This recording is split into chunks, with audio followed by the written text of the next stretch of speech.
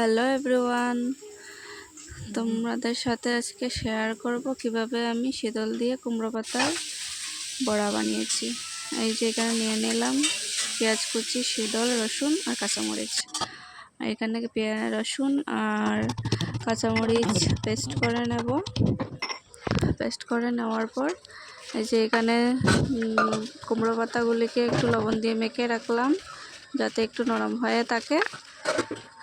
তারপর কড়াইটা একটু গরম করে নেব। গরম করে নেওয়ার পর একটু তেল দিয়ে দেব। তেল দিয়ে দেওয়ার পর তেল পুরো গরম হয়ে যাওয়ার পর একটু পেঁয়াজ কুচি দিয়ে দেব। পেঁয়াজ কুচিটা ভালো করে ভেজে নেব। একটু ভালো করে লাল করে ভেজে নেওয়ার পর শীতলগুলি দিয়ে দিলাম। শীতলটা একটু ভেজে নেব যাতে কাঁচা গন্ধ না বেরোয়।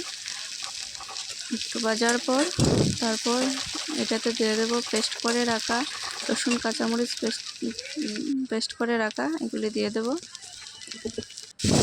এগুলি একটু নেড়ে চেড়ে নেওয়ার পর একটু পরিমাণ মতো হলুদ গুঁড়ো দিয়ে দেব। তারপর একটু লঙ্কা গুঁড়ো দিয়ে দেব।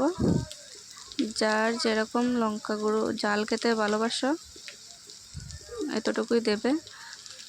আমরা একটু ঝাল বেশি খাই, তার জন্য একটু বেশি দিয়ে দিলাম। তারপর একটু লবণ দিয়ে দেব পরিমাণ মতো।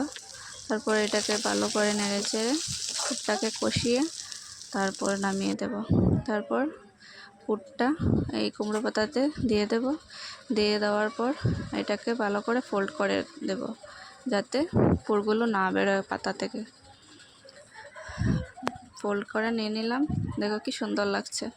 তারপর কড়াইতে একটু তেল দিয়ে কড়াইটাকে গরম করে এই যে এখানে আগে থেকে ব্যাটার বানানো ছিল, ময়দা আর সুজি দিয়ে ব্যাটার বানানো ছিল, ওইটা দিয়ে পুরটাকে দিয়ে দিলাম কড়াইতে।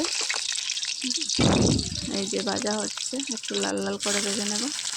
আর আমার হাজব্যান্ড পুর ব্যাটার দিয়ে বেসন দিয়ে খেতে ভালোবাসে না, তাই জন্য ওর জন্য খালি খালি ভেজে নিলাম। আমার জন্য বেসন দিয়ে, ওর জন্য খালি। দেখো কি সুন্দর হয়েছে। ভালো লাগলে বলবে তোমরা কেমন হয়েছে। সঙ্গে ডালও ছিল। Tata, bye bye.